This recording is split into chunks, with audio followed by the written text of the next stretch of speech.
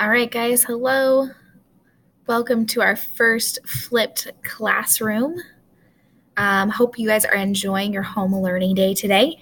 Hopefully this is something that is a good day for you. Let me get rid of this little thing. Hopefully you guys are enjoying your home learning day. I decided to not use the video because I felt like that was a little weird. So hopefully you can hear my voice and see the screen. Remember though, today your assignment is to listen to this video, watch this video, and take notes and write down handwritten notes. So everyone should come tomorrow with handwritten notes from this lecture. So I will be checking those and giving you a score for those tomorrow. All right, so last Wednesday we talked about sections 1 and 2 of our ancient Greece chapter. We are going to skip section 3 just for time's sake. So we're going to move on to section 4. So the culture of classical Greece. Okay. All right, so we're going to start with Greek religion. So Greek religion was centered around gods and goddesses who control the lives of the Greeks. So just like all of our other ancient civilizations, ancient Greece was polytheistic. It believed in lots of different gods and goddesses, and now those gods and goddesses have kind of transformed into a mythology, more of almost a literature, as opposed to a religion. So ancient Greek religion is definitely not still practiced actively today by people around the world, but more of almost kind of a literature from the Greek gods and goddesses and the mythology, the stories surrounding them. The gods and goddesses were thought to live on Olympus, the highest mountain in Greece. And to keep the gods happy, the ancient Greeks relied on rituals. These rituals could include festivals and athletic events. In fact, the first Olympics were started as a ritual and a festival to the Greek gods and goddesses, and that was started in 776 AD. To learn the will of the gods, the ancient Greeks used what was called an oracle. So once again, we've already heard this word before, oracle bones in ancient China. So an oracle, or the word oracle, kind of means fortune telling or telling of the future. So in ancient Greece, this looked like people would go to a sacred shrine where a god or goddess revealed the future through a priest or a priestess. Okay, so we also have the Dirty Dozen here. So it was believed that the 12 main or major gods in ancient Greece, Greek religion, lived on Mount Olympus. So some of those 12 gods were Zeus, the chief god and father of gods; Athena, the goddess of wisdom and crafts; Apollo, who is the god of the sun and poetry. Also, the name of Mrs. Osis's cat. She has a cool cat named Apollo. Artemis, who is the sister of Apollo and goddess of moon and the hunt. Ares, god of war. Aphrodite, goddess of love. And Poseidon, brother of Zeus and god of the seas and earthquakes. Moving on to classical Greek arts, we have architecture in ancient Greece. So ancient Greek architecture was centered around principles of calmness, clarity, and freedom from unnecessary detail. The most important form of architecture was the temple dedicated to a god or goddess. So lots of temples were built in honor of the Greek gods. A lot of the temples that still remain in ancient Greece today, or in modern Greece, I should say, were gods or temples that were dedicated to the gods. One of the main architectural features of Greek buildings were the columns, made out of marble. And this began in the 5th century BC. And so these are the 500s BC, the 5th century 500s. And it's very, very common to see columns in Greek architecture. In the United States, we've actually borrowed a lot of Greek architecture. So pretty much any building that you see with big, tall marble columns has been built in kind of a Greek style. So columns really equal Greece in Greek architecture. The male form was also often viewed as the standard of beauty. In ancient Greece, there's just no two ways around it. There were lots of statues of naked men because that was kind of viewed as the standard of beauty. So while that may be kind of awkward, it's just the reality. The Greeks very much appreciated the human form. Classical Greek literature. Lots of literature. Classical literature comes from ancient Greece. The Greeks were kind of experts in writing fascinating literature. So the first Greek dramas were tragedies and were presented in a trilogy format. So you guys mostly all know probably what a trilogy is. So kind of a set or a grouping of 3. So that's how the tragedies were originally viewed. Tragedies, like their name, usually had a tragic ending of some sort. Greek comedies, unlike what we think today as comedies, were more stories that used puns and satire to criticize politicians and intellectuals. So it was more kind of a satire, a satirical form of literature. So Sophocles was a famous author in ancient Greece. He was from Athens. He wrote a book called Oedipus Rex. Oedipus Rex is a story that, if you don't know the backstory, it was a story where the oracle of Apollo, so once again, the god of the sun, so his oracle predicted that Oedipus, who was the king at the time, or the king in the story, that he would kill his father and that he would marry his mother. And as messed up as both of those things sound, they actually both came true. So pretty cool story. Euripides, he was an author that questioned traditional values and developed complex plots and characters.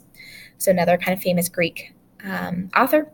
Herodotus, he wrote History of the Persian Wars, which is often seen as the first real history in Western civilization. So a historian. And then the last guy, I always forget how to say his name, Thucydides, I think is how you say his name.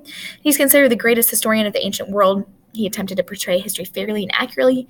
So unlike a lot of historians of his time, who were only concerned about making their people or their country look good and only portraying them in a good light, Thucydides was more concerned about actually portraying history fairly and accurately, which is pretty cool. All right, a little bit about Greek philosophy and philosophers. So Greek philosophy refers to an organized system of thought. Many philosophers in ancient Greece sought answers to questions of the nature of the universe through rational thought. So some of the Greek philosophers and kind of mathematicians, first one being Pythagoras. Pythagoras taught that the essence of the universe could be found in music and numbers. He is also known, it's this guy right here, he was also known for his theorem, the Pythagorean theorem. So I don't do the math. You guys know I don't do the math, but I do remember studying him about him in geometry. And his theorem is very useful, very well known, so you can impress your math teachers by telling them that you know about the Pythagorean theorem. Our next great philosopher, and I'm sure you've heard of this guy, Socrates. Socrates was actually originally a sculptor whose true love was philosophy. He believed the goal of education was to improve the individual. He taught students to live their lives by a code of ethics, so kind of this introduction of morality into Greek life. And he was most famous for using a method of teaching called the Socratic method. And the Socratic method is a kind of a question and answer format to lead students to find the answer for themselves. So it was kind of all about leading students to kind of uncover and discover the answers to themselves by asking questions and seeking out answers. The next great Greek philosopher was Plato, and Plato was a student of Socrates who was fascinated with the question of reality. He wrote his ideas of government in a work entitled The Republic, still a really famous piece of philosophy today. He was considered by many to be the greatest philosopher in the Western civilization, so he kind of even eclipsed his teacher, his mentor, Socrates. Aristotle's the next great Greek philosopher, and he was a student of Plato, so you kind of have this passing down of philosophy and knowledge from Socrates to Plato to Aristotle. And he believed that people's happiness is tied to their behavior. So the better people behave, or the more moral their behavior is, the happier that people are. Kind of an interesting concept.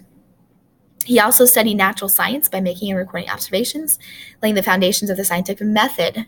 So you can super impress your science teacher by telling them that you know that Aristotle was the guy who kind of laid the foundation, kind of came up with this idea of the scientific method. He did not seek an ideal state, but rather studied existing governments and favored constitutional governments. So he wasn't all about kind of coming up with new government ideas, but more so kind of improving upon the ideas that were already there.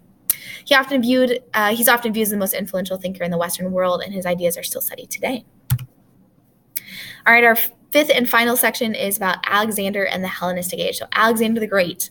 We already talked a little bit about Alexander the Great in our ancient India section, because Alexander reached ancient India, but we're going to talk a little bit more about him. So Alexander the Great was actually from Macedonia. He was not actually from Greece, so he's not actually truly Greek, although we often consider him kind of part of ancient Greek history. So Macedonia was a rural region of northern Greece, so you can see right there, Macedonia on the map, so just in the north of Greece.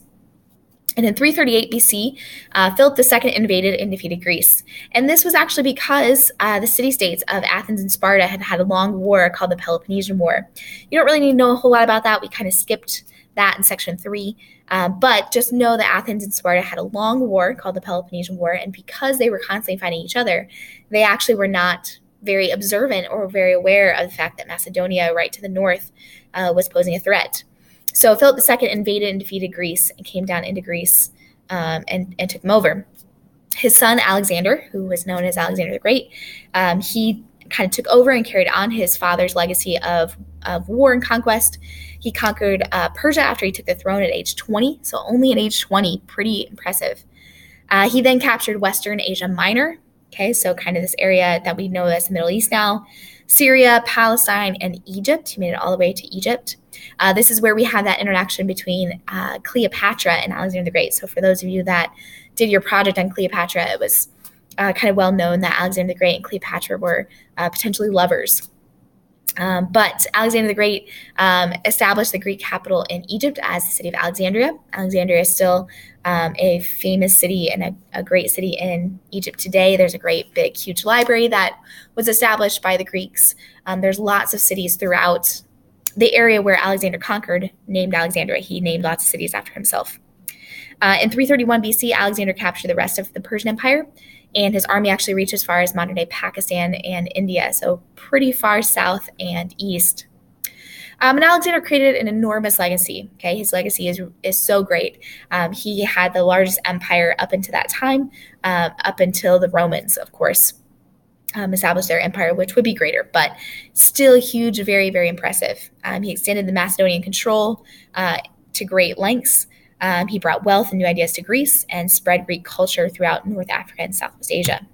Okay, here's our final slide, guys. Alexander the Great ushered in a new age called the Hellenistic era. This would spread Greek culture and ideas to Southwest Asia and beyond.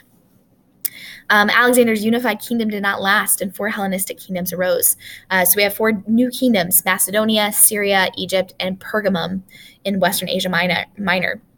And the cities of the Hellenistic age were built in the Greek image and became centers of culture. So even though Alexander the Great's unified kingdom didn't last, his kind of influence in Greek culture did last in these new kingdoms, Hellenistic kingdoms. So in the Hellenistic kingdoms, literature was highly prized. Huge amounts of literature comes from this time period. Hellenistic scientists and mathematicians were very famous. Aristarchus developed a theory that the earth revolves around the sun.